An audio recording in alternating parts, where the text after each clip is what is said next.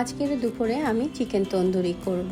এর জন্য প্রথমে মুরগিটাকে আমি ছোট ছোট পিস করে নিয়েছি, যেহেতু প্রতিদিনের খাবার আর প্রত্যেক দিনের খাবার হিসাবে ছোট ছোট টুকরো করলে কিন্তু বেশ ভালোই লাগে।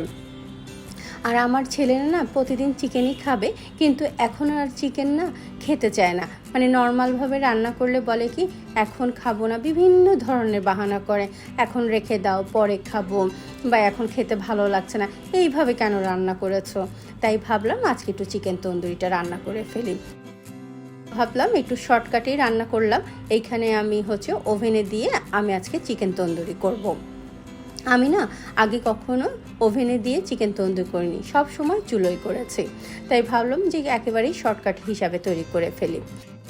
চিকেন তন্দুরি করার সময় যে মশলাওয়ালা পানিটা ছিল সেইটা আমি পেঁয়াজটা একটু আধা ভাজা করে নিয়ে সেটা ভালোভাবে আমি কষিয়ে নিয়েছি। মশলাটার যখন গন্ধটা চলে গেছে তখন চিকেনটা দিয়ে আবার নাড়াচাড়া করে একটু সামান্য পানি দিয়েছি।